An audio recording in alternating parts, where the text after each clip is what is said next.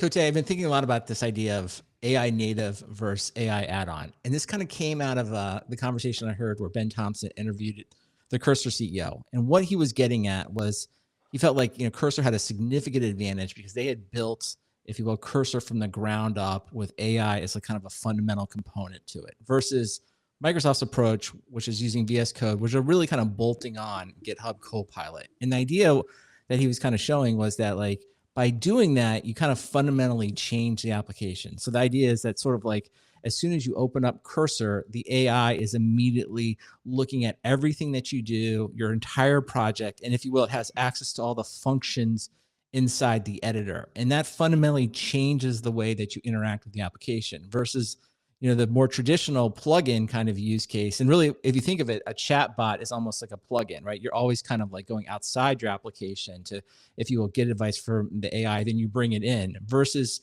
having the AI watching over you. So I think this idea, this is sort of like, to me, kind of going forward, thinking about that the cliche or kind of the thing we always hear about is like, well, everyone will just integrate AI into their specific SaaS applications or their specific applications. But I think that sort of maybe misses the broader point. It's like those applications that, if you will, take a ground up approach, may be much better positioned to, if you will, build applications that are fundamentally different or interact a little bit differently. I don't know. What do you think about these ideas? Have you thought about this at all? Absolutely. And especially since I try to get some value out of Gemini, right? That's a good example. But first, like the Cursor versus VS Code is an interesting example because they're both based on the same code base, right? So like Cursor has proven that you could change the code base, right? It's just sort of because they did. To me, what you're saying gets down to I'm gonna say product management. I think it's more than product management, but it gets down to like the product management just decided not to do that. Now, the reason they may decide not to do it and instead have it be a plugin instead of like fungally seeping into every aspect of VS Code is, they might, everyone who does software, like one of the principal things is like you can't dramatically change everything between versions, right? And so there might be that kind of stability that they have, but in that respect, it's a kind of an odd example because technically, I'm repeating myself. Technically, it's possible, but I think the point you're making is let me do it from the Gemini standpoint. Is that so Gemini tries to, and when I say Gemini, I mean putting it in like Google Docs and Google Sheets and Gmail, right? And it's trying to walk the line between these two things. Like you can get a normal chat app with Gemini, which recently I think is pretty good. I don't know. That's a whole, I haven't evaluated it long enough, but what they turned it on at work. And so I use it a little bit more. And it has two main integration points. One, there's like an embedded chat window that has the context of what you're doing. So you can ask it to do things. And then you can kind of sort of right click here and there. But I think it's suffering from whatever you're talking about because it's pretty shitty. Like the and what's shitty is the interaction between the two. So, for example, I would have a big, as you can imagine, I've got a 11 and a 13-page white paper, and just to have fun, and also because it would be cool if it worked, I open it up and I get the little sidebar chat thing, and I say, write me an 800-word blog post based on this, and it puts all of that out in the chat thing, and then you can say to insert it into your main document. Exactly. Right? And that's sort And of so the it's add-on component. Yes, exactly. right. And so it's very, I would say, primitive in the way that it operates, right? So I did notice it has a new thing, which is like create a new document with this in it, that's interesting, right? Now, in contrasting it, if you look at how Canvas works in ChatGPT, Canvas has an equally bad problem in the opposite direction, right? Which is like, so you're in ChatGPT, you type something in the chat window, and then you can ask it to open a canvas for you. And it opens this editable field that actually is pretty cool because you can do editing passes of it where it like kind of flashes the lines and does the editing. And so I like that part, but what I want is I want it to be in Google Docs. Right. And I think right? you're Like, hitting on the perfect example. And that's where I was thinking along this too. Is it's like I have adopted the workflow and Google Gemini has Canvas as well. Like, so I have adopted the workflow of like, if you will, original writing where I want like help or I want, to do something like you were talking for is like, I will start with, in this case, Gemini and Canvas, or it's just as equally is good to start with ChatGPT and Canvas. But either way, you want to be in Canvas because that's the AI native editor. Right now, it doesn't have all the things that you want, like bold and formatting and like, all of the features of a word processor, but it has a little bit of basic formatting. But more importantly, is it sitting right with you, and it has full access to edit anything inside that canvas, and then it that's right. simultaneously can be making suggestions to you in the chat, right? And I find that like that's like, if you will, the workflow of like creativity or productivity, right? Because that's where like I actually need. That's where I'm getting a lot of value from the AI. That's what I want. So like, if I was to only have one or the other, and I guess we both have access to both of these, right?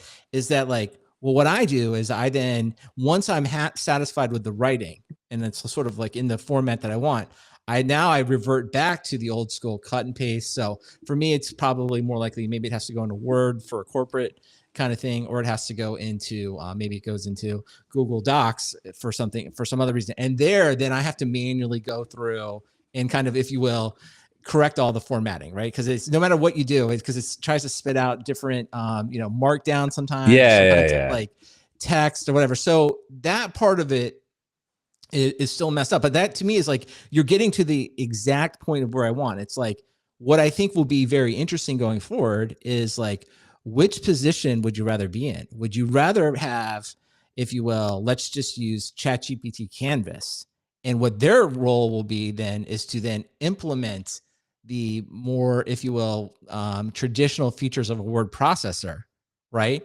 Which just become, if you will, tools. If you want to think of it, the AI landscape, it's just sort of like, let's just make all these things like bold, italics, spell check, formatting, all that kind of stuff. You can just make those APIs, which become tools to the UI, in this case, the agent.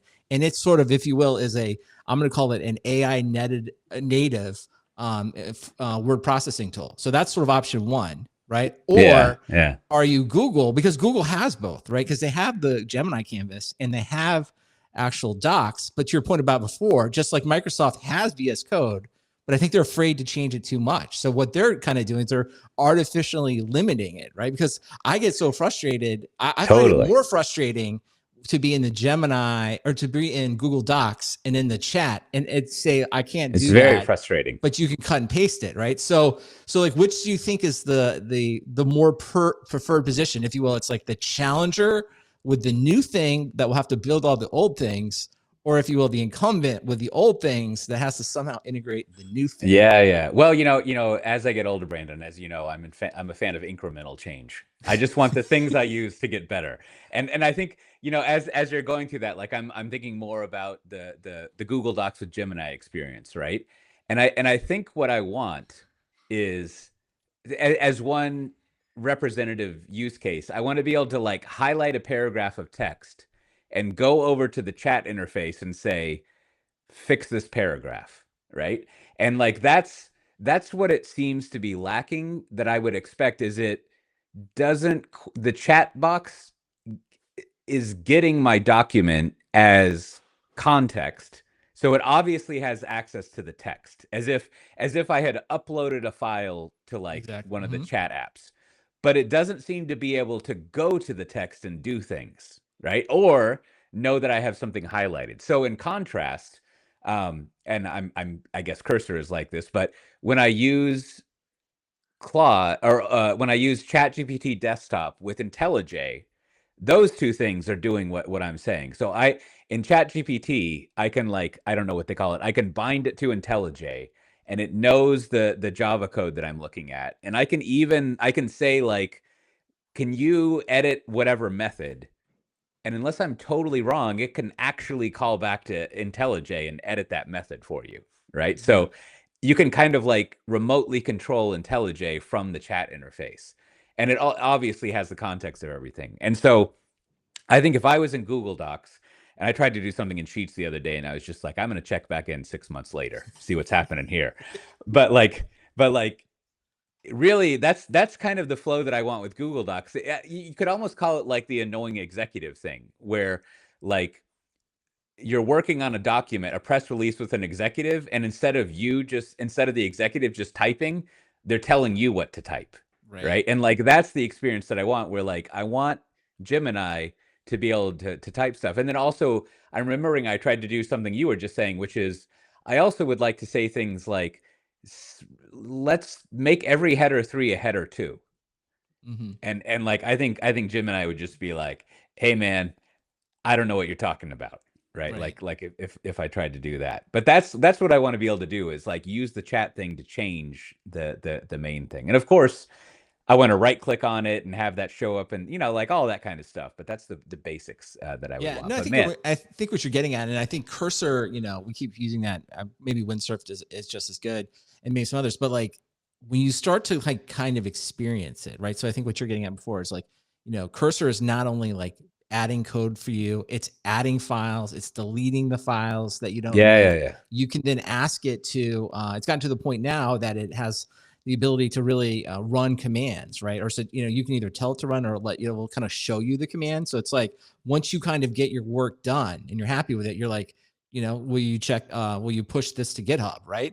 And sure enough, it'll just start to pop up the run commands, or you can let it just do it, right? And just say, okay, well, here's the commit message. Okay, now I'm going to push it. Now I'm going to sync it.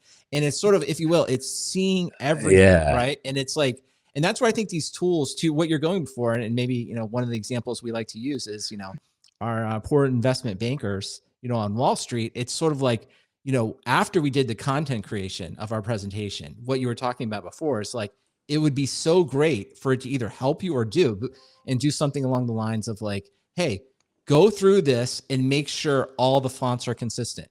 Like, you could basically say like, my presentation template or my company means we should only have these fonts. Show me any place these fonts are not used correctly, or correct them, right? Same thing too. It's like, show me, make sure that everything has a footer and every footer is consistent on every single page, right? I mean, these are the things you do at the end of a presentation when you're just polishing, right? And there's a million other things you could do. You could even like, McKinsey, right? McKinsey famously has a very, if you will, specific presentation style. You could go through, like, read every title of every single presentation slide and ensure it follows the McKinsey standard, right? I mean, all of these things, right? That's what you want, right? It's sort of like, when I'm done creating and now I'm polishing, and this is where I think none of the tools are, right? And I think this is back to like actually doing the work to say, okay, I need to fundamentally make every feature of, in this case, we're using word processor or a presentation software. I need to make it's almost like every menu item,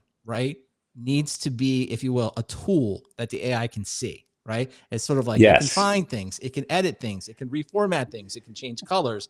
And like that to me is sort of like the nirvana of where we wanted to get to. And I think, but to me, that's fundamentally to your original point in opening this, is like, we have to be careful about like too much change people don't like, but to really get to where we want to go, there may be some disruptive change to get there. And maybe if we were not cynical, but like tragically honest with ourselves, not with ourselves, but with the history of computing, what you were just going over assumes that there's people at Google who know how to recode a menu five down in the stack of something, right? Like for example, like, do they know how strike through can be applied to text, or how you would like, change the things like there? So I don't know. I think based on the way things have happened in the past, you probably do have to rewrite the thing, which means we would go into Canvas, and all Canvas is going to really need is just like better versioning